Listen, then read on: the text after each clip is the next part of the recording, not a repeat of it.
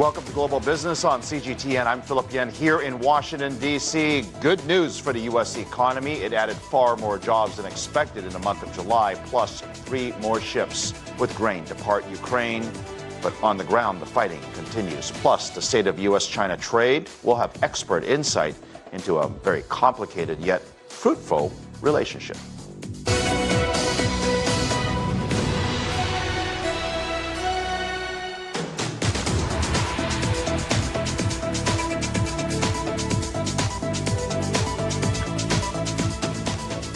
And a big hello from Washington. First up on this show, U.S. President Biden is hailing the country's strong labor market. He says it's a sign that the administration is helping rebuild the middle class.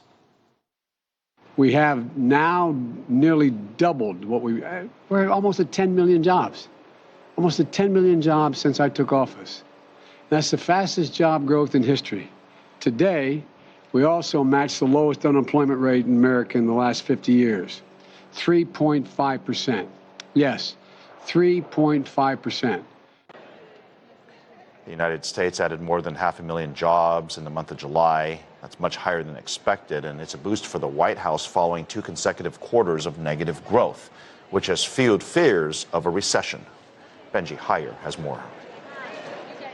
The U.S. economy has slowed this year, but the jobs market in 2022 remains buoyant. 528,000 new jobs in July alone in leisure, hospitality, business and healthcare. That's up from June and means the country's now added 22 million jobs since April 2020. Amid near-record levels of inflation and following America's biggest interest rate rise in almost 3 decades, this is welcome news for an administration which has struggled to defend its economic record and, by its own admission, predicted far lower numbers for this month. We are in and the president, including the president, has been saying that we are in a transition to a stable and steady growth.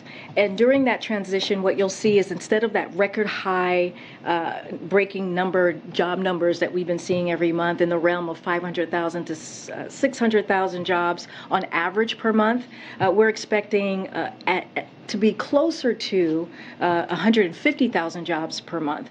Despite the strong jobs data, many economists argue the US isn't quite there yet, though Friday's report, the results of which Joe Biden claims are due to his economic plan, may quell suggestions of a recession. And this could help too, a breakthrough, finally, on the president's climate, health and tax bill worth hundreds of billions of dollars to kickstart the economy. So my message to Congress is this. Kyrsten Sinema, the centrist Democrat senator whose opposition remained a major hurdle to passing the legislation, threw her weight behind it overnight, a move hailed by the president. And with the investment in this bill, we are going to supercharge that recovery, make sure that the manufacturing, innovation and jobs that come from this bill are made in America. The deal paves the way for the first vote on the package in the Senate as soon as Saturday, and its final approval would mean more creation in the coming months. Benji Heyer, CGTN, Washington, D.C. So, John Terrett, you warned us this would be a big week, and you were absolutely right. It was a big week, and I know we're kind of ending on a little bit of a whimper, but I'll let you roll with it. There's a lot to go through. Well, there is, and I was up early this morning reporting for our Beijing station and London as well, and I tell you, when this news came in at 8:30 local time, you could see jaws dropping. I mean, it was double what any economist on Wall Street had been forecasting, and I don't know how they can get it so wrong. I have no idea, really. I mean, it was 528,000 when 250,000 had been expected. Now, there's 2 ways of looking at this. Obviously, it's good news for those people who wanted a job and got one, though I think that many of the jobs, if you look closely, are not particularly well-paying jobs, I don't think, necessarily. On the other hand, though, it means that the Federal Reserve is likely to be just as aggressive as it already has been regarding increasing interest rates to combat inflation, which is the only tool that they basically have when they meet in September and November. So the markets were all over the place today, as you will see. It was a really confusing day. So on the one hand, quite good, as the president seems to suggest. Others say, well, this could lead to problems down the road, and it's all about whether or not there will be a recession. Of course, technically we're in one. That's the thing. Technically we are, but nobody wants to admit it. Anyway, let's have a quick look at some of the corporate earnings today. We had Amazon out with a big purchase. They've bought a company called iRobot, which is based in Massachusetts. They make those little vacuum cleaners that run around your room while you're at work, so you never have to vacuum. It's great stuff. It's called a Roomba. And iRobot shares are up 19% at the end of the day. They're paying $1.7 billion for it. Tesla shares down 7% today. They're doing a stock split, 3-for-1. It was approved today. Elon Musk says the worst of inflation is over. He's also blaming Twitter for misleading him in the purchase of that company. Beyond Meat launched to a real fanfare here in New York, but it's not working out for them. People seem to be eschewing their faux meat, and so they're laying off their workforce, or a large number of them, and lowering their guidance. But Beyond Meat shares up 22%. DoorDash. You know, I'm telling you, everybody wants stuff delivered to their doors. This is the new big thing. And DoorDash will mainly deliver you food, of course, like others. But I like to say if you want a door, they'll dash a door to your home as well, which is a joke, by the way. It doesn't really mean that they'll do that.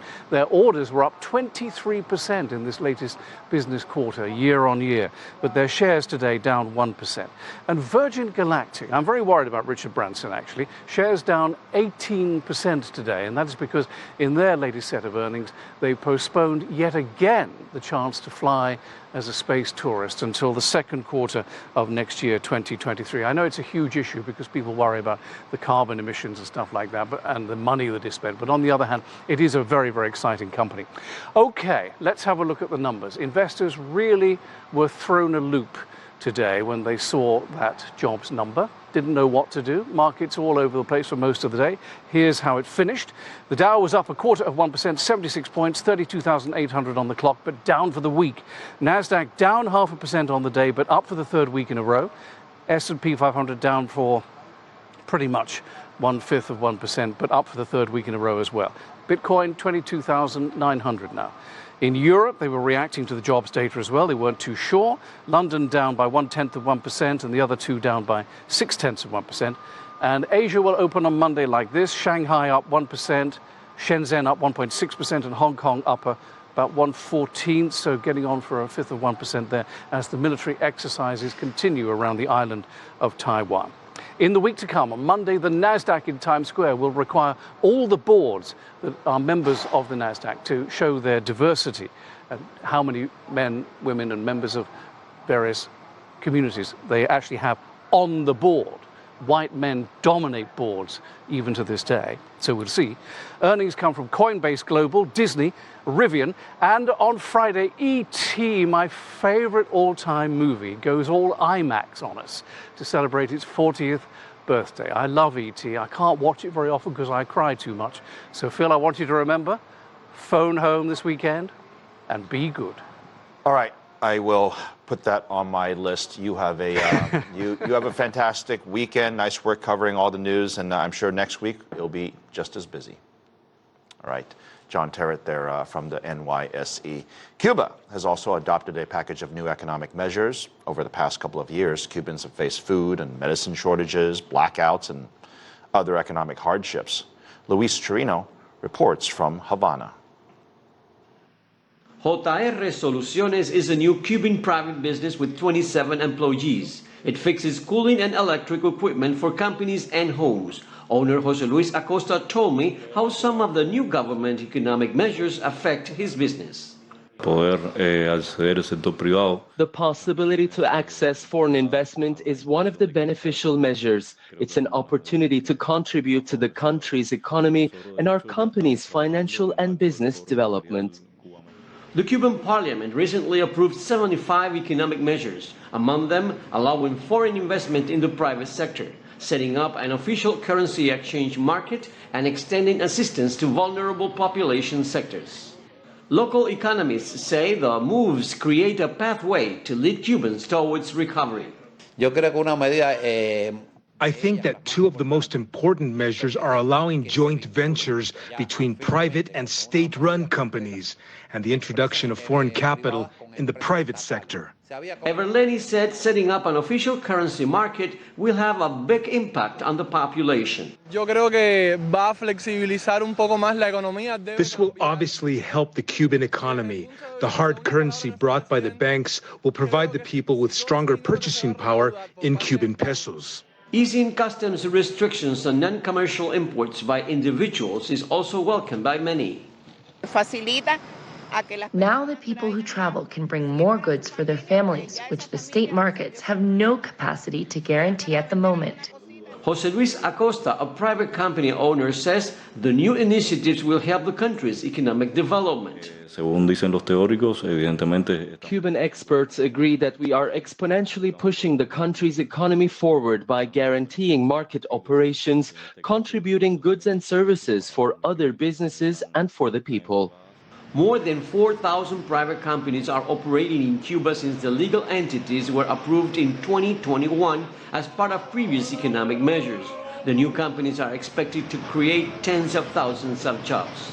Many Cubans believe there is a light at the end of a dark economic tunnel, but how fast it takes to get through it will depend on both internal and external obstacles. Luis Chirino, CGTN, Havana. Next up on the show, we'll have the latest on the conflict in Ukraine, plus a new outbreak of COVID cases in China.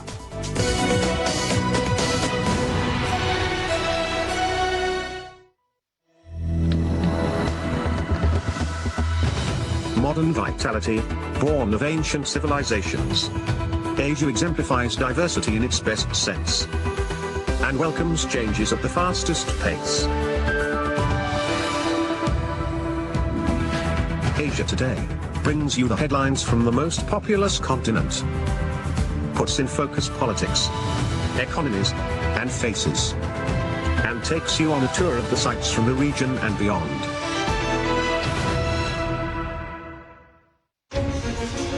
Images may appear to be identical, but looks can be deceiving. The difference is not always obvious. It has to be discovered.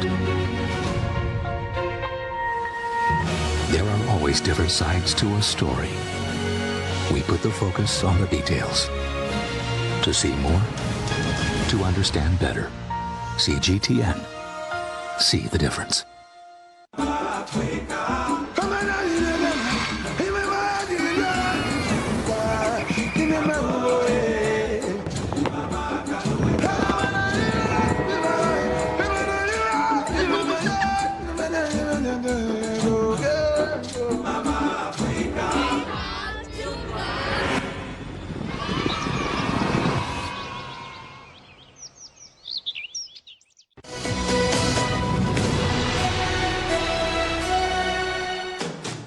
Three shipments of grain have left Ukrainian ports. Some 58,000 tons of corn are en route to foreign buyers after months of being blockaded.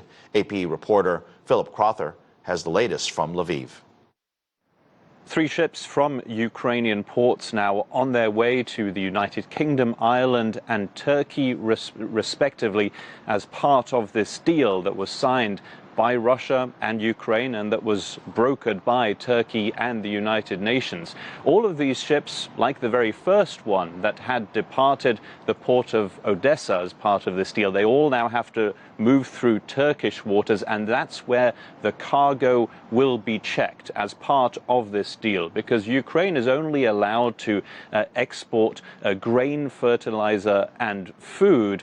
And in the other direction, because there will be empty ships coming into the Black Sea toward Ukrainian ports to pick up grain, well, they will be checked by Turkish authorities and other signatories to this deal, whether there are weapons shipments on board, which of course is not allowed as part of this deal, quite logically, of course. Now, what we'll be seeing here is also that all of these ships will be escorted by Ukrainian ships. Why? Because these are mined waters. These are very dangerous waters in the Black Sea. And the hope is that there will be a lot of movement over the next few weeks and months, because there is so much grain right now stored in silos and in Ukrainian ports. Around 20 million tons of it is believed to be there. It has to be got rid of so that the new harvest can reach those silos and those ports on the Black Sea. This is crucial, of course,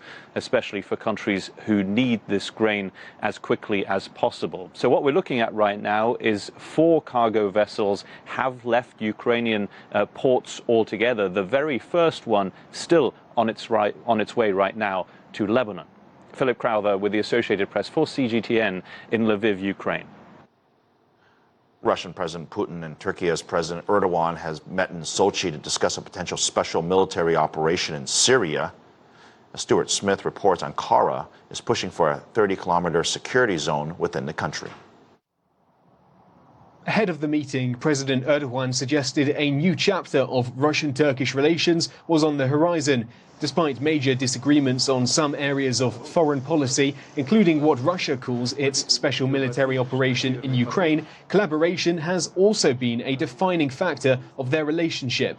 While Moscow courts Ankara for permission to build potent Bayraktar drones on home soil, Turkey needs Russia's help to build a nuclear power station, and Russia continues to rely on Turkey to help it export gas to Europe, with Russia's 3 other pipelines to the west at least partially out of commission. President Erdogan was instrumental in arranging a UN-Russia-Ukraine deal that now sees grain shipments from Ukraine's south coast moving again, a deal President Putin praised on Friday. And Ankara has been trying to use that momentum to secure a ceasefire, although there's been no movement on that for the past few months, and little appetite for it shown by either Kiev or Moscow. Meanwhile, after a 9-year prison sentence was handed down to American basketball player Brittany Griner, the Kremlin has confirmed discussions with the US about a possible prisoner exchange are still ongoing, but insists it must take place through private channels, not with what it called megaphone diplomacy. For now, though, Griner is staying put at the Moscow region jail, where she's been detained since February, while her lawyers launch an appeal. Stuart Smith, CGTN, Moscow. Moving to news of the pandemic now, China's popular beach destination of Sanya is ramping up COVID measures. The resort city in Hainan province is the latest hotspot with 200 confirmed cases on Friday. Health authorities say the flare-up is driven by the latest strain of Omicron. Parts of the island are now under lockdown, which is stranding many tourists. In the U.S., monkeypox is spreading. More than 7,000 confirmed cases so far. The Biden administration has declared the outbreak a public health emergency, but as Jim Spellman reports, officials trying to stop the virus are running into some big problems. With monkeypox spreading quickly in the United States, the Biden administration is scrambling to address the crisis. Earlier this week, the White House named a coordinator to oversee the federal response, and on Thursday, monkeypox was officially declared a public health emergency. And it's a very important signal to the community that all hands are on deck now with regard to monkeypox, that everybody understands that this is a very high priority. The declaration frees up funding and staff for testing, treatment, and vaccines. So far, more than 600,000 vaccine doses have been distributed around the United States, but the White House estimates there are 1.6 million people who are at high risk and should be vaccinated. It will likely be months before that many doses are available. Monkeypox vaccination centers like this one in Washington, D.C. have been opening up, but lines are often long, and sometimes there simply aren't enough doses for everyone who wants one.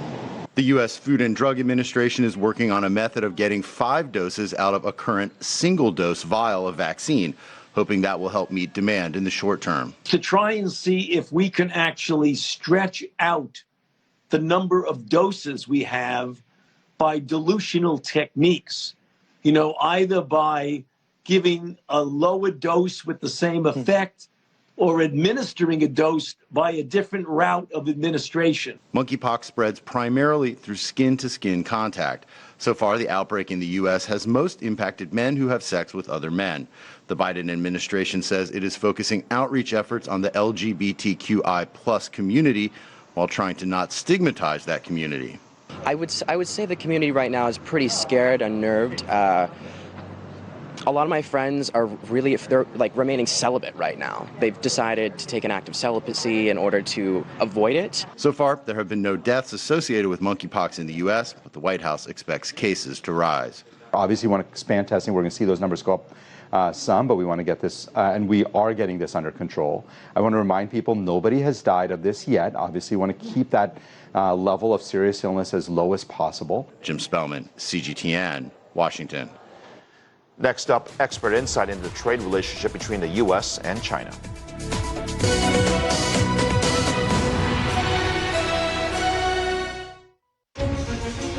Images may appear to be identical, but looks can be deceiving. The difference is not always obvious. It has to be discovered. There are always different sides to a story. We put the focus on the details. To see more, to understand better. CGTN. See the difference. The nature of business is to bring value. Business activities in Europe, Asia, and the US reach consumers globally. Trade, manufacturing, energy, high-tech, real estate, consumption. We give an expanded view on global business and how it covers, influences, or relates to the whole world. Global business, only on CGTN. 360-degree profiles of industry movers and shakers, tech mavericks, and policymakers. We drill down on their success. We ask how they set strategy and how they navigate in an increasingly competitive market. Real talk, real business. Join the conversation.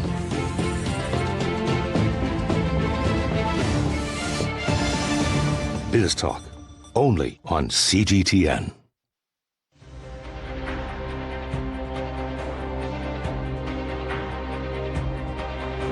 We are CGTN, China Global Television Network.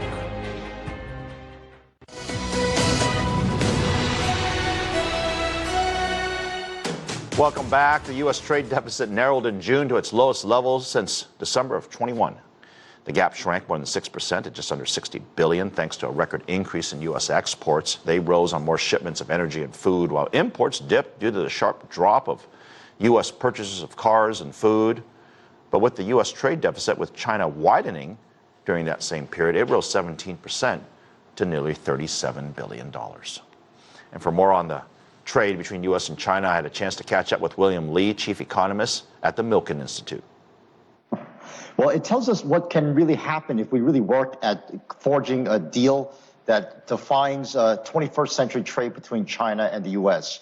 The U.S. is clearly a huge partner for China. It imports a lot of stuff from China. And that's why even though overall imports have crashed a bit, the imports from China have really continued to surge. On the other hand, all the exports that China was supposed to bring into China, export from U.S., really hasn't happened yet. That as a result of all sorts of COVID shutdowns and logistical snafus, our exports to China have not kept up with the expectations that came out of the first couple of trade deals that was done pre-COVID. So I think it shows that there's a lot of potential here, and we really have to work hard at getting this trade relationship right, because China and the U.S. are truly the largest countries in the world. We get this right, everybody else falls along with us. We have the issue of tariffs. I know the White House has been talking to China about it, and there was some talk in the past couple of weeks of potentially reducing or cutting some of the tariffs. Do you have any more updated information as to if that's still going to move forward? All of this talk about tariff cutting, especially if it's to lower inflation, is just a bunch of nonsense. The amount of tariff impact on inflation is not even measurable. But truly, I think the tariff situation was put on because it wanted to incentivize China to come to the table to forge this 21st century trade deal. The trade ambassador Tai has consistently said, I really need this tariff leverage to get the discussions going. Now, I think it's in the interest of both countries to get discussions going. So with or without tariffs, that's the real imperative there.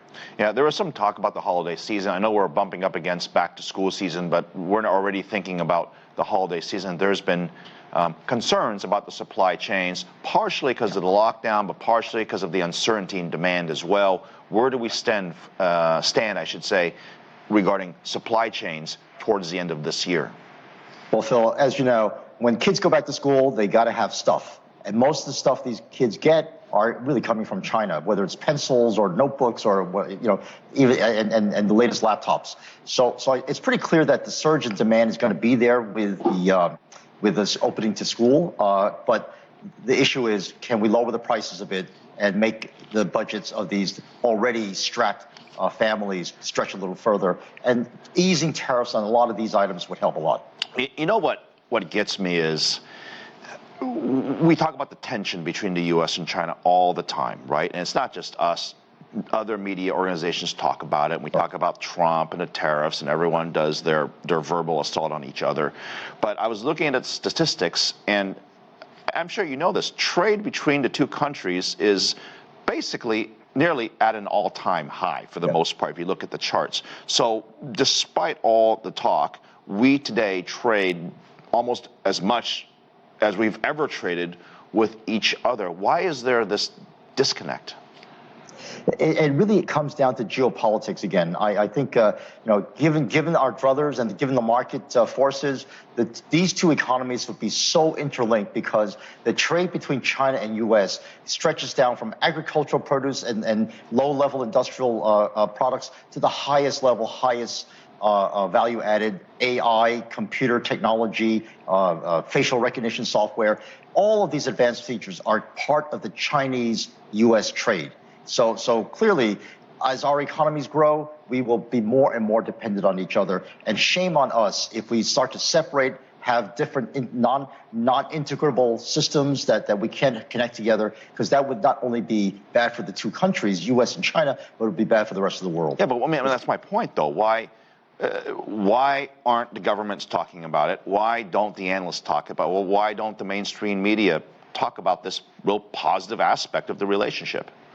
From a U.S. perspective, looking at China, it seems like President Xi is much more focused on establishing his credentials as the man who's going to be the third term, the guy who's going to be in the same league as Mao Zedong and Deng Xiaoping. So I think President Xi is really focused on his domestic issues right now. Here in the United States, President Biden is trying to feel his way into geopolitics, because he feels that Trump has removed us from that arena. So I think that the distractions from the U.S.-China trade have been so dominant in the last year or so, especially on top of COVID. These high priority items have just fallen by the wayside, and that's the shame. And that does it for our big show. We have a bigger show coming up at 8 o'clock in Washington and at 8 a.m. in Beijing. For Nellis and myself and everybody else here in the Washington, D.C., have a fantastic weekend. Our friends in Beijing are next.